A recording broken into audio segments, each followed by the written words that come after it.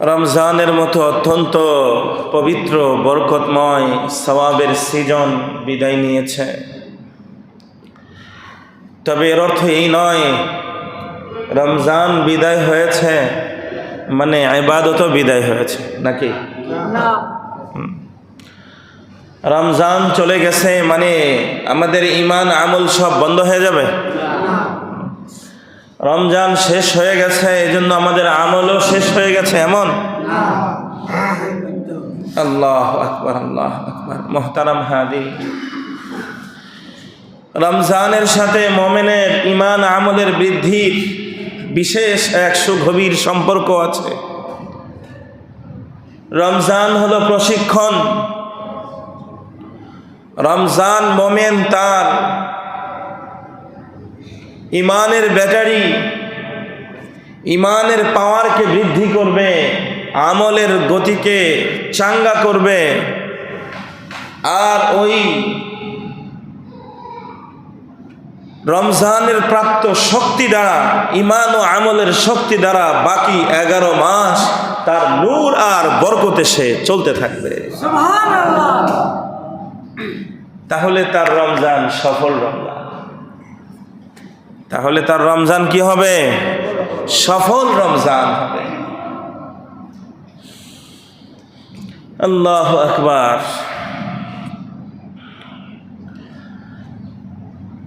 আর যদি এমন হয় যে রমজান শেষ হলো আর নামাজের খবর নেই, আমালের পাবন্দি নেই, জিকির ও তেলাওয়াতের ধারাবাহিকতা নেই, তাহলে রমজানের প্রশিক্ষণ তো হয়েছে কিন্তু আমার জীবনে তার বাস্তবায়ন হচ্ছে না। ইবাদত তো মুমিন করবে কোন পর্যন্ত? মৃত্যু পর্যন্ত। ফাসাব্বিহ বিহামদি রাব্বিকা ওয়া কুম মিনাস সাজিদিন। আল্লাহ বলেন তোমার রবের তাসবিহ পাঠ করো। ফাসাব্বিহ বিহামদি রাব্বিক, তোমার রবের সুউচ্চতা বয়ান করো, বর্ণনা করো, তাসবিহ পাঠ করো, রবের প্রশংসা পাঠ করো, তাসবিহ পাঠ করো। ওয়া কুম মিনাস সাজিদিন, সেজদাকারী ইবাদতকারীদের অন্তর্ভুক্ত হও। সেজদা করনে ওয়ালা হও, ইবাদত করনে ওয়ালা হও।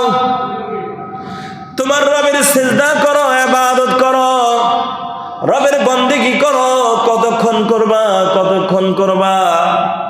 আল্লাহ পরবর্তী আয়াতের মধ্যে বলেন হাত্তা ইয়াতিয়াকাল ইয়াকিন। এ মুসলমান ভাই আমার মনে রাখবা, জুমার দিন আজকে কর্মের ছুটি চলছে, সাপ্তাহিক ছুটি চলছে। বৃহস্পতিবার 26শে মার্চ সরকারি ছুটি চলেছে। দুনিয়ার বহু জায়গায় ছুটি আছে, সাপ্তাহিক ছুটি, মাসিক ছুটি, বার্ষিক ছুটি আছে। ও মুসলমান, একজন মুমিন তার ঈমানের জিন্দেগিতে, মুমিন তার ঈমান আমলের জিন্দেগিতে কোনো ছুটি আছে? আছে? কোনো ছুটির কোনো ব্যবস্থা নাই।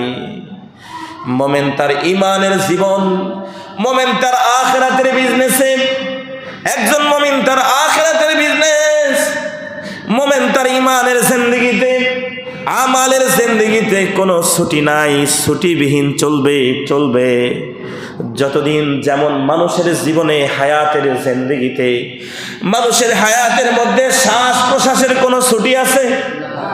আসেনি? রক্ত সঞ্চালন, শরীরের মধ্যে রক্তের সঞ্চালনের কোনো ছুটি আসেনি ভাই?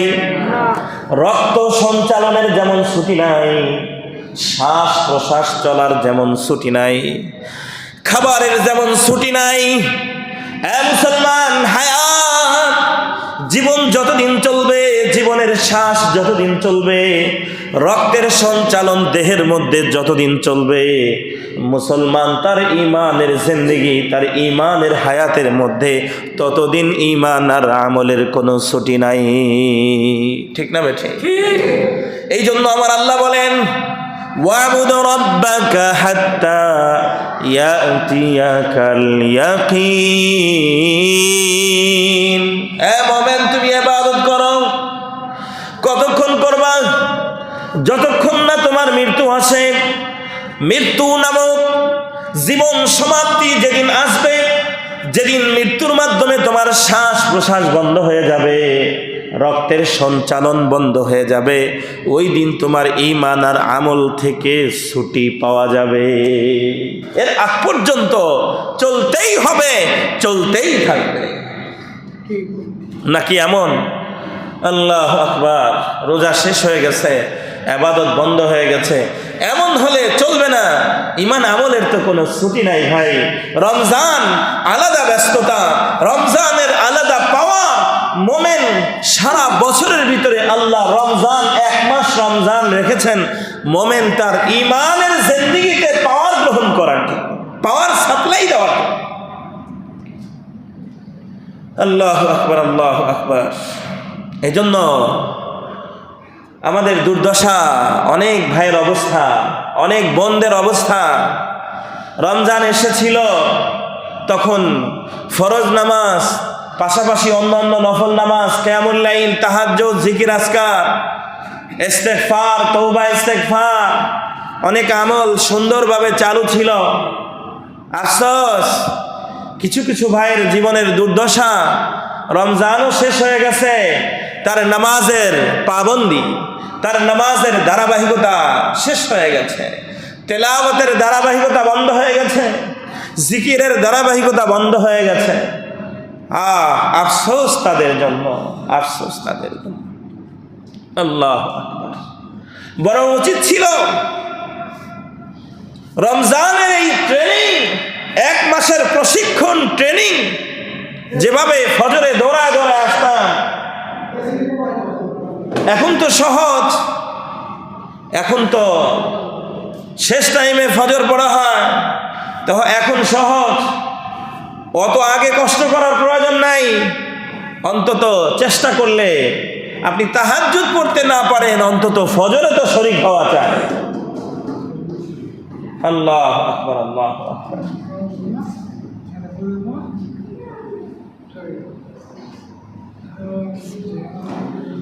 আল্লাহু আকবার। মনোযোগ দেই, কথা না বলি। যখন যে যেখানে আসবো, সুন্নাত সে সেখানেই বসা। কাতার ডেঙ্গায় সামনে চলে আসা কবিরা গুনাহ, মানুষের ঘাড় ডেঙ্গায় সামনে চলে আসা কবিরা গুনাহ। যখন যে যেখানে আসবে, যে যেখানে জায়গা পাবে সেখানেই বসবে। কথা না বলি, কথা বন্ধ করি। আস্তাগফিরুল্লাহ, ইস্তিগফার করি, আস্তাগফিরুল্লাহ রাব্বি মিন কুল্লি যামবি। ভাই, একজন মানুষের জন্য একটা করে মিনিট নষ্ট হলে এখানে 50 জন মানুষ বললে 50 জন মানুষের 50টা মিনিট নষ্ট হয়ে যায়। আদবের খেলাফ এগুলো। যেটা বলতেছিলাম, রমজানের এই প্রশিক্ষণ, যেভাবে আমরা নামাজের প্রশিক্ষণ, রোজার মাধ্যমে আমরা প্রশিক্ষণ, তাকওয়ার প্রশিক্ষণ গ্রহণ করেছি, সময় মতো দ্রুত এসে নামাজে শরীক হওয়ার প্রশিক্ষণ গ্রহণ করেছি, জিকির আজকারের প্রশিক্ষণ গ্রহণ করেছি, এগুলো সবটাই প্রশিক্ষণ। এই প্রশিক্ষণ আবার বাকি 11 মাস চলতে হবে, তাহলেই না আবার রমজান সফল রমজান হবে। আল্লাহু আকবার। এই জন্য রমজান বিদায় নিয়েছে, কিন্তু রমজানের প্রশিক্ষণকে বিদায় দেওয়া যাবে না। রমজান বিদায় নিয়েছে, রমজানের শিক্ষা, রমজানের আহ্বান, রমজানের দাবি, আমার আপনার কাছে রমজান কি নিয়ে এসেছিল, কি বার্তা নিয়ে এসেছিল, সেটা থেকে সেটাকে বিদায় দেওয়া যাবে না, মরণ পর্যন্ত সেটা বিদায় দেওয়া যাবে না। রমজান কি বার্তা নিয়ে এসেছিল? রমজানের পরিষ্কার বার্তা ছিল, লাআল্লাকুম তাত্তাকুন। আল্লাহ যে আয়াতের মাধ্যমে রমজানের রোজা ফরজ করেছেন, ওই আয়াতের শেষে আমার আল্লাহ বলে দিয়েছেন, ইয়া আইয়ুহাল্লাযীনা আমানু কুতিবা আলাইকুমুস সিয়াম কামা কুতিবা আলাল্লাযীনা মিন ক্বাবলিকুম লাআল্লাকুম তাত্তাকুন। এ মুসলমান, রমজানের আহ্বান, রমজানের বার্তা, রমজানের দাবি আমার আপনার কাছে, প্রত্যেকটা মুমিনের কাছে রমজানের দাবি ছিল, কুন সলিহান কুন মুত্তাকিয়ান। হে মুমিন, তুমি মুত্তাকি হয়ে যাও, তুমি নেককার হয়ে যাও, তুমি আল্লাহওয়ালা হয়ে যাও। রমজান এই দাবি নিয়ে আপনার আমার কাছে এসেছিল, তুমি আল্লাহওয়ালা মুত্তাকি হয়ে যাও, মুত্তাকি হয়ে যাও। তো রমজানের এই দাবি, এই মুত্তাকি হওয়ার দাবি, এটা রমজানের আহ্বান, রমজানের বার্তা, এই তাকওয়ার বার্তা, এটা আমার আপনার থেকে যাতে ছুটে না যায়, সেই চেষ্টা এখন আপনাকে আমাকে করতে হবে। রমজানে আমরা তাকওয়ার প্রশিক্ষণ নিয়েছি, এখন সেই তাকওয়ার বাস্তবায়ন থাকতে হবে, সেই প্রশিক্ষণের বাস্তবায়ন আপনার আমার জীবনে থাকতে হবে। মুসলমান ভাইয়ের আমার, মনে রাখবেন, ইবাদত থেকে ছুটি একমাত্র তারাই নেয়, তাকওয়া থেকে ছুটি তারাই নিতে চায়। আমার নবী হাদিসের মধ্যে বলে দিয়েছেন, আল কাইয়িসু মান দানা নাফসা ওয়া আমিলা লিমা বাদাল মাউত। আমার নবী সাল্লাল্লাহু আলাইহি ওয়াসাল্লাম বলেন, পৃথিবীতে জ্ঞানী এবং বুদ্ধিমান চালাক মানুষ কারা? চালাক মানুষ কারা? বুদ্ধিমান মানুষ কারা? চালাক ব্যক্তিকে আমার নবী বলেন আল কাইয়িস। চালাক ব্যক্তি হলো মান দানা নাফসা ওয়া আমিলা লিমা বাদাল মাউত, যে ব্যক্তি নিজের আত্মপরিচয় অর্জন করেছে, আমি মোমেন, আমার মৃত্যু হবে, আল্লাহর কাছে জবাবদিহি করতে হবে, পরকালে আল্লাহর কাছে যেতে হবে। এ মুসলমান, যে নিজের পরিচয় অর্জন করেছে, আমি আব্দুল্লাহ, আমি কে? এটাই তো আমার পরিচয়, আমি আল্লাহর বান্দা নাকি? দুনিয়ার সব কিছুর মালিকানা আছে না নাই? জিজ্ঞেস করলে ভাইয়া কাপড়ের মালিককে, উত্তর দেবে আমি। ঘরের মালিককে আমি।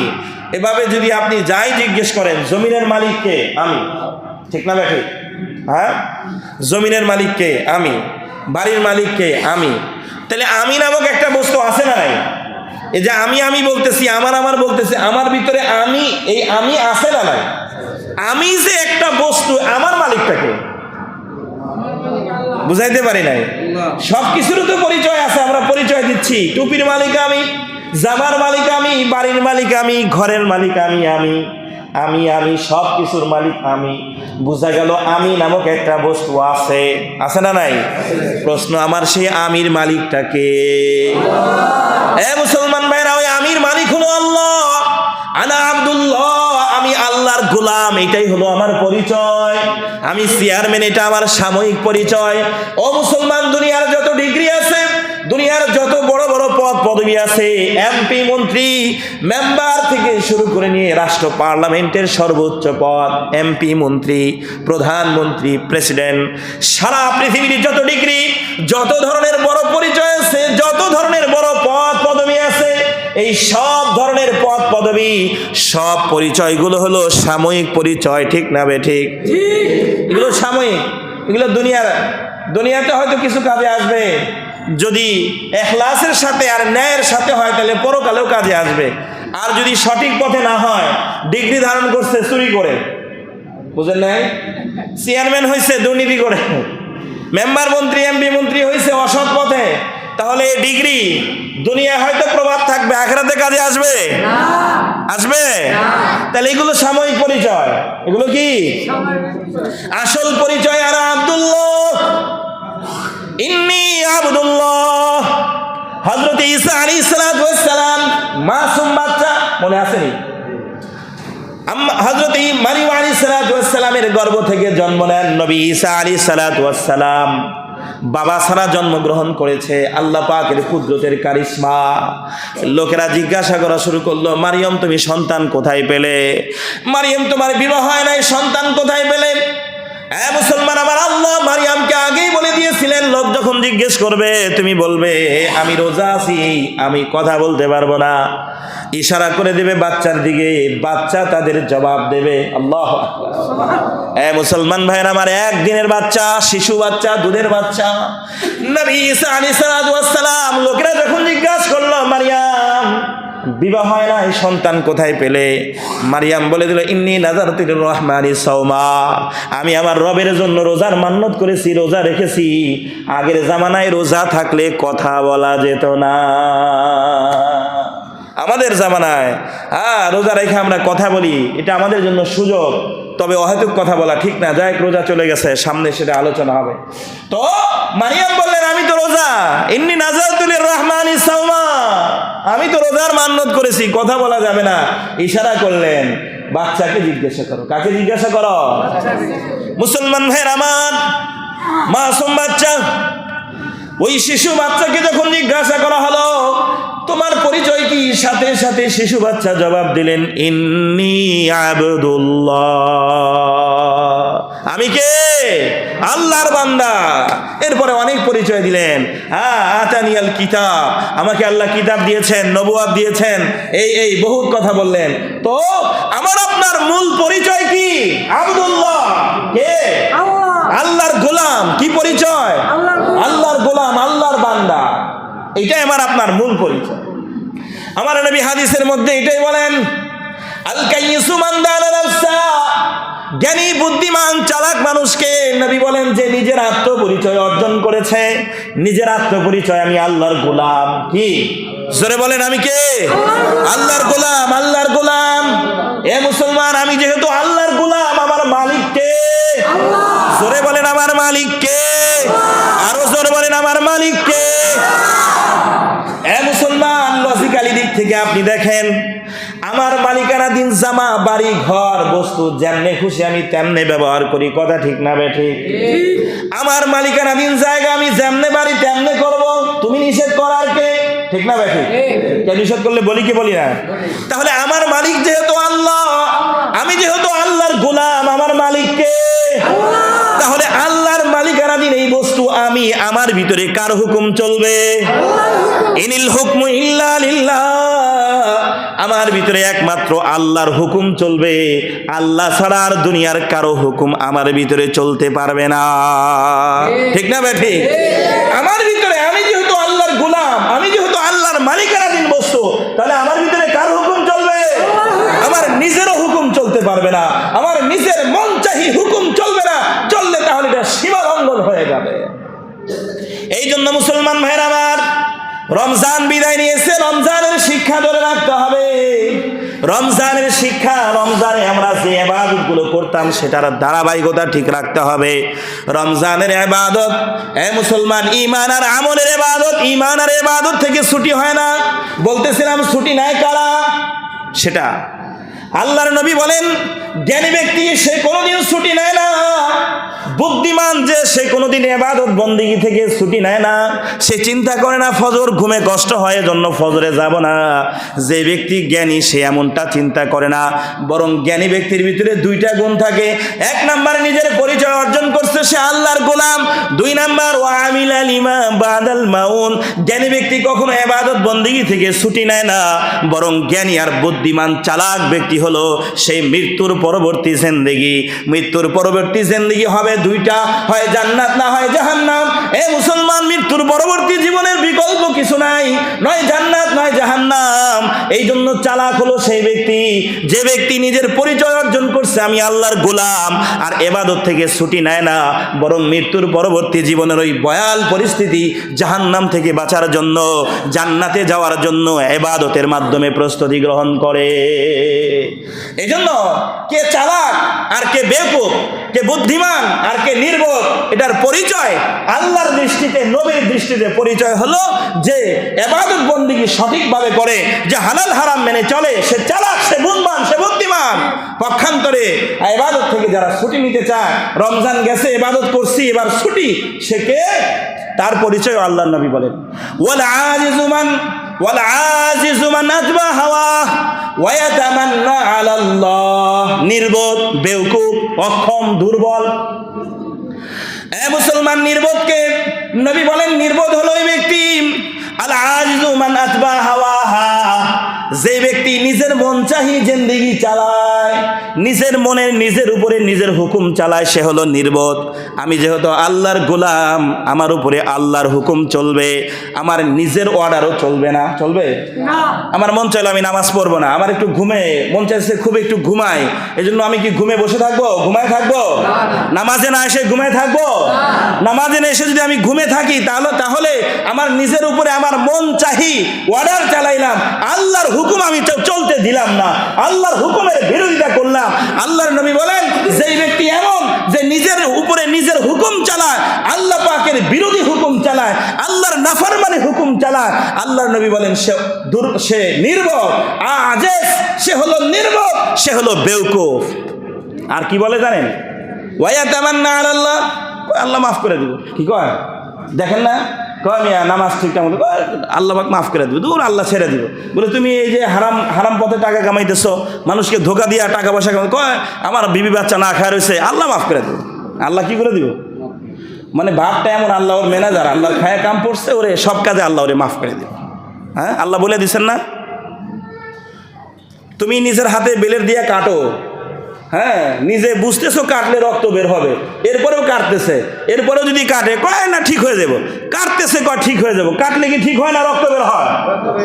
কোপ নিজের পায়ে কুড়াল মারতেছে, কুড়াল দিয়ে কাটতেছে, অথবা নিজেকে কোনো আগুনের মধ্যে ফেলতেছে, আর যদি বলে যে না ঠিক হয়ে যাবে, এটা এটা তার পাগলামি ছাড়া আর কিছু। হ্যাঁ, ইয়াতামান্না আলাল্লাহ, সে আল্লাহ পাকের নাফরমানি করতেছে, আল্লাহর বিরোধিতা করতেছে, আল্লাহ পাকের বিরুদ্ধে দাঁড়াইছে।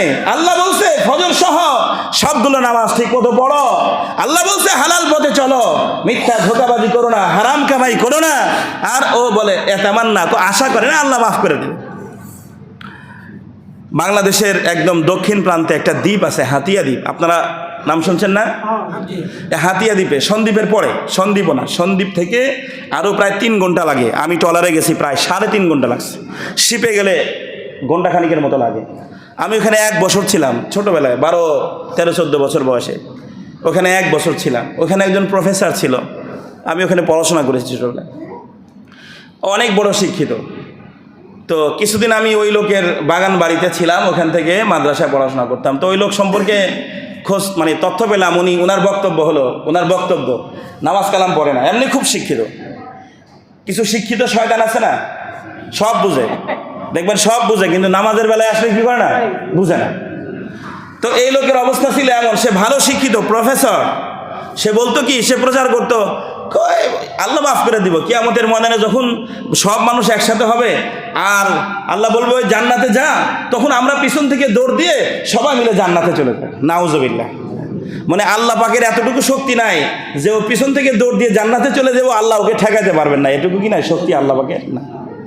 তো আল্লাহ নবী সেই কথাটাই হাদিসের মধ্যে বলেন, ওয়ালা আজিজ, বেউকুফ নির্বোধ সেই যে কি করে নিজের মন চাহি জিন্দেগি চালায়, নিজের মনে যা চায় তাই করে, আর আল্লাহর উপরে আশা করে আল্লাহ মাফ করে দিব। আল্লাহ কি করে দিব?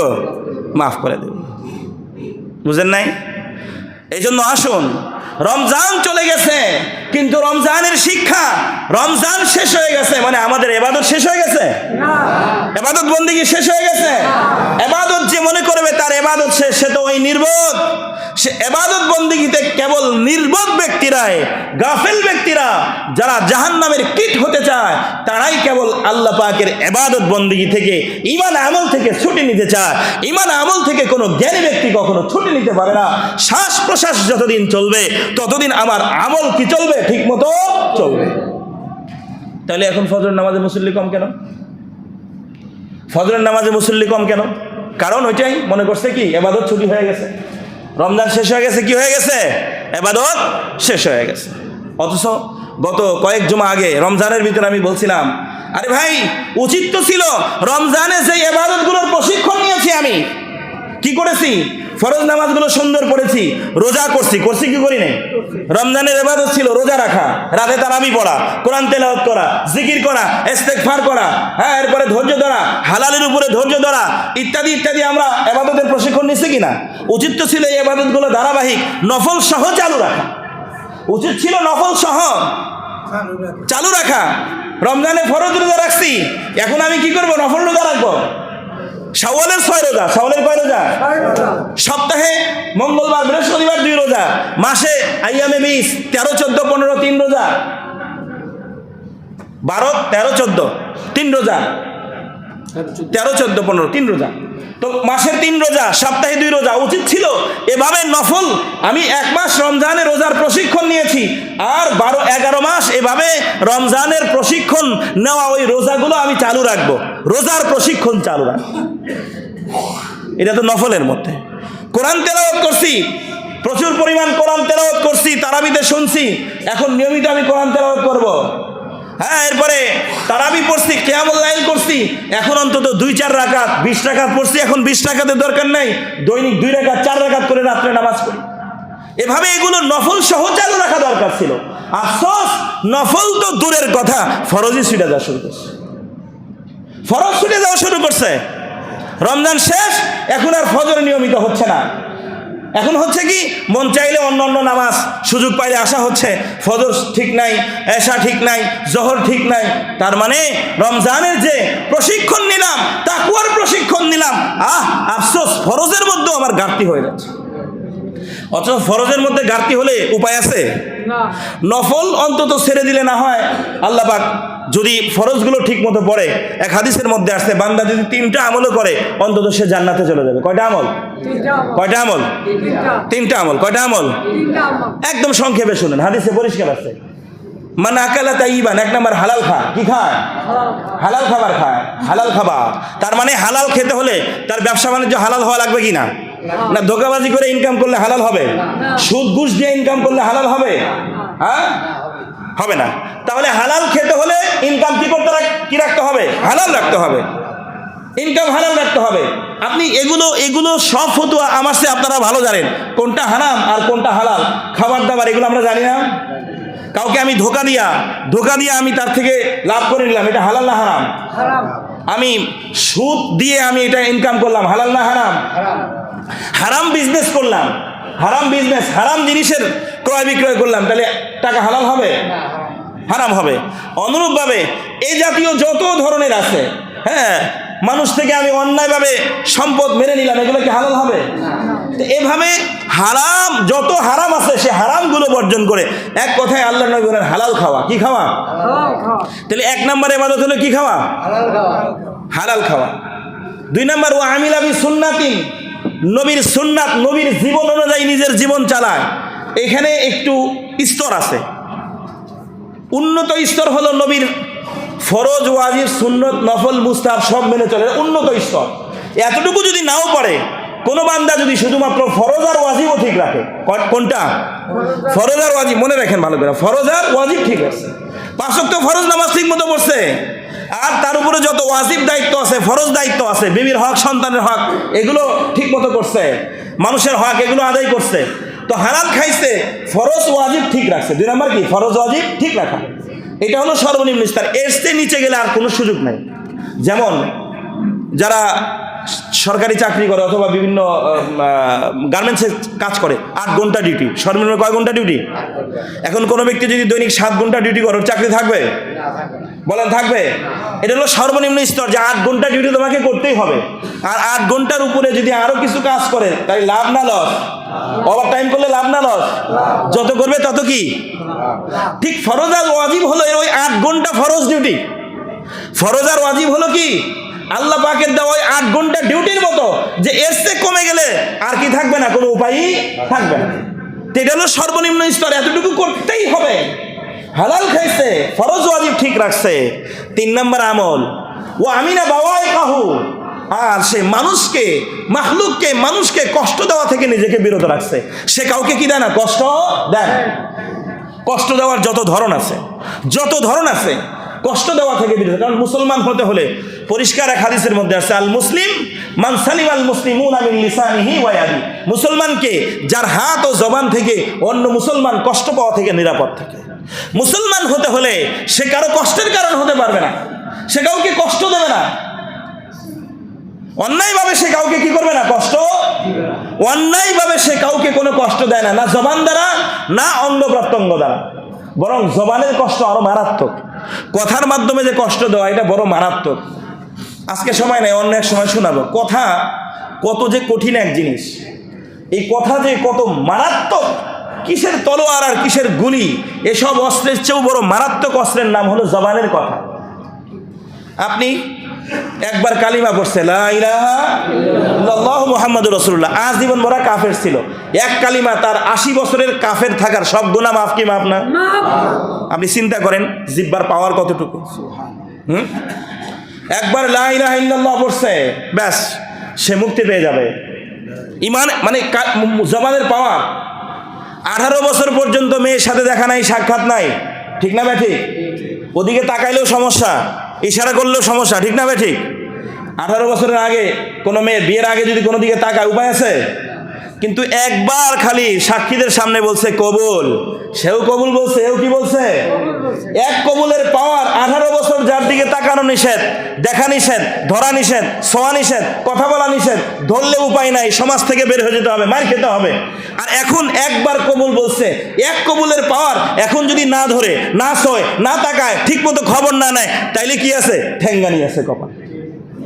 আপনি চিন্তা করেন, এক কবুলের পাওয়ার, একবার বলছে কবুল। এবার আসেন, 18 বছর পরে তো একবার কবুল বলছে, আবার এরপরে 40 বছর পর্যন্ত কি করছে? সংসার করছে। 40 বছর পর্যন্ত কি করছে? সংসার করছে। এখন কবরে যায় যায়, এর আগে দিয়ে একবার বলছে তালাক। কয়বার বলছে? থাকবে? একবার বললেও থাকার সম্ভাবনা আছে, কি আছে? মানে সুযোগ আছে। একবার বললে বাদ হয়ে যায় যদি আবার না নেয়। 2 বার বলছে, তাইলেও যদি আর না নেয় তাহলে বাদ হয়ে যাবে, কিন্তু আবার নেওয়ার কি থাকে? সুযোগ। কিন্তু যদি 3 বলে ফেলে তাহলে কি আর সুযোগ আছে? এই মাসলাগুলো সমাজে খুব বেশি আলোচনা হওয়া দরকার। এত ঠুনকো কারণে 3 তালাক দিয়ে দিচ্ছে, কি আফসোসের ব্যাপার। অথচ 3 তালাক মানে এটা চূড়ান্ত পর্যায়ে। বিয়ের সময় তো আল্লাহ একবার বললেই এনাফ, আল্লাহ পাক এখানে একবারই শেষ করে দিচ্ছেন, একবার বললেই পুরো একদম হালাল। কিন্তু ছাড়ার সময় আল্লাহ পাক 3 বার সুযোগ দিচ্ছে। বুঝে দেখো, ভালো করে বুঝে দেখো। একবার বলছো 1 মাস ওয়েট করো, দেখো পারো কিনা। বউরে 2 মাস বাড়িতে রাখো, 1 মাস বাড়িতে রাখো, আলাদা রাখো। তুমি একবার তালাক দিয়ে দেখো বউ বুলাবান ছাড়া থাকতে পারবে কিনা, একটু টেস্ট করে দেখো। না, দেখা গেল না পারে না, তো আবার নিয়ে আসো, অসুবিধা নাই, চলবে। এরপরে আবারও মন চাইছে না, আমি এই বউ নিয়ে সংসার করতে পারবো না। আল্লাহ বলেন ঠিক আছে, তাহলে আবার দেখো, আবার পরীক্ষা করে দেখো। 2য় বার পর্যন্ত আল্লাহ সুযোগ দিয়েছেন, 3য় বার বললে আর কোনো সুযোগ নাই। অথচ এখন বাঙালি মুসলমান এত মূর্খ, প্রথম চান্সেই 14 গোষ্ঠী সহ তালাক দিয়ে দেয়। তুই তালাক, তোর মাও তালাক, তোর বাপ তালাক, তোর ভাই বোন যা আছে তোর 14 গোষ্ঠী তালাক। ঠিক না ভাই? ঠিক। এরপরে তালাক দিয়ে এবার আর থাকতে পারে না, এবার আর কি করতে পারে না? বৌথি আর থাকতে পারে না। এবার দৌড়ায় হুজুরের কাছে, আমার হুজুর, আমার এতগুলো পোলাপান, এই সেই, হুজুর আমি তো মরে যেতেছি। কেন? এটা আগে হুজুর এত বছর 40 বছর সংসার করলাম, এই একবার না খালি 3 তালাক করছি, এতে কি শেষ হয়ে গেল? কেন আগেরটা মনে রাখেন নাই? 20 বছর পর্যন্ত দেখা সাক্ষাৎ ছিল না, তখন একবার যে কবুল বলছিলেন, এক কবুলে যে আপনার ঘরে চলে আসছে, এতগুলো বাচ্চা দিছে, এত বছর থাকছে, ওটার কথা মনে ছিল না? ওটা দেখেন নাই? ওখানে যেই কথা দিয়া বউ আসে, ওই রকম কথা দিয়ে আবার কি যায়? বউ চলে যায়। ম্যাক্সিমাম মানুষের, বিভিন্ন সমাজে আপনি তদন্ত তালাশ করলে ম্যাক্সিমাম অনেক মানুষের দেখা যাবে বউ তালাক হয়ে গেছে, কিন্তু সংসার করতেছে, হারাম ভাবে সংসার করতেছে, আর হারাম বাচ্চা জন্ম দিচ্ছে। বুঝেন নাই? শুধু মূর্খতার কারণে। আপনি জিহ্বাকে কি মনে করেন? বড় মারাত্মক পাওয়ারফুল অস্ত্র, বড় মারাত্মক পাওয়ারফুল অস্ত্র, সাংঘাতিক মারাত্মক। এই জন্য আল্লাহর নবী, এক কবি বলেন, জেরাহাতুল লিসা সিনান লাহাল কিয়ামু ওয়ালা ইয়ালতামু মা জারহুল লিসানু। তরবারির আঘাতের তো পট্টি আছে, কোপ দিলে সেটা আবার মলম লাগায় দেওয়া যায়, ব্যান্ডেজ করলে ভালো হয়ে যায়, কিন্তু জিহ্বার আঘাত এমন মারাত্মক, একবার কাটলে আর জোড়া লাগে না। বুঝেন নাই? অন্তত জীবনে আপনাদের এই একটা অনুরোধ আমি আপনাদের একেবারে করজন্য, আপনাদের যদি বলেন যে হুজুর পা ধরে বলেন, এ তো আমি রাজি আছি, আর যাই করেন জিন্দিগিতে বউরে তালাক দিয়ে এই শব্দটা বলেন না। মায়ের দৌড় শাসন যা করার আগে করেন, বড় মারাত্মক সমস্যা। আর দিলেও যদি মনে করেন না দেওয়াই লাগবে, তাহলে 1 তালাক দিয়ে নেসতে, বেশি দিয়েন না। 1 তালাক দিয়ে ছেড়ে দেন, বউ তালাক হয়ে গেছে, আপনি না আনলে ব্যাস এটাই তালাক, এটাই শেষ। 1 তালাক দিলেও তালাক হয়। অনেক মনে করে 1 তালাক না, 1 তালাকই তালাক। 1 তালাক দেওয়ার পরে যদি 3 মাস পর্যন্ত, মানে ওই যে নারীদের যে বিশেষ একটা সময় আছে, 3টা সময় পর্যন্ত যদি না আনে, এতেই 1 তালাকেই ব্যাস বাইন হয়ে যায়, বউ সম্পূর্ণ শেষ, আপনি না আনলে। কিন্তু কোনো কারণে যদি আবার দরকার পড়ে, মনে করতেছেন না আসতেই হবে, আনতে জীবন বাঁচবেই না, তাহলে অন্তত স্বাভাবিক সিস্টেমে আসার কি আছে? সুযোগ আছে। কিন্তু আপনি লাস্ট অস্ত্র যদি প্রয়োগ করে ফেলেন 3, এটা আপনার তুনিরে থাকা শেষ তীর, আপনার সামর্থ্যে থাকা সর্বশেষ অস্ত্র, এটা যদি আপনি প্রয়োগ করে বসেন, তাহলে এটা আর ফেরত আনার কি নাই? কোনো সুযোগ নাই, সুযোগ নাই। এই জন্য 3টা আমলের কথা বললাম। হালাল খাওয়া 2 নাম্বার, ফরজ ওয়াজিব অন্তত পক্ষে, কমপক্ষে ফরজ ওয়াজিব ঠিক রাখা। 3 নাম্বার, কাউকে কষ্ট না দেওয়া। কি না দেওয়া? কষ্টের কথা বলতেছিলাম, শারীরিকভাবেও না, মৌখিকভাবেও না। এই 3 আমল যদি কোনো মুসলমান করে, তাহলে আল্লাহর নবী বলেন দাখালাল জান্নাহ, তিরমিজি শরীফের হাদিস, সে জান্নাতি মানুষ। সে কি? এই 3টা আমল করা যাবে ইনশাআল্লাহ, 3টা আমল করা যাবে ইনশাআল্লাহ। কি বলেন দেখি? 1 নাম্বার হালাল খাওয়া, কি খাওয়া? 2 নাম্বার ফরজ ওয়াজিব, অন্তত পক্ষে ফরজ আর সুন্নতের চেষ্টা করা, সুন্নত মুস্তাহাবের কি করা? চেষ্টা করা। হালাল খাওয়া, ফরজ ওয়াজিব ঠিক রাখা, কাউকে কষ্ট না দেওয়া। নিয়ত করেন যে আজকে থেকে 3টা আমল করবো ইনশাআল্লাহ। করবো তো ইনশাআল্লাহ? তাহলে আপনি আমি জান্নাতি মানুষ হয়ে যাবো ইনশাআল্লাহ। আল্লাহ পাক তৌফিক দান।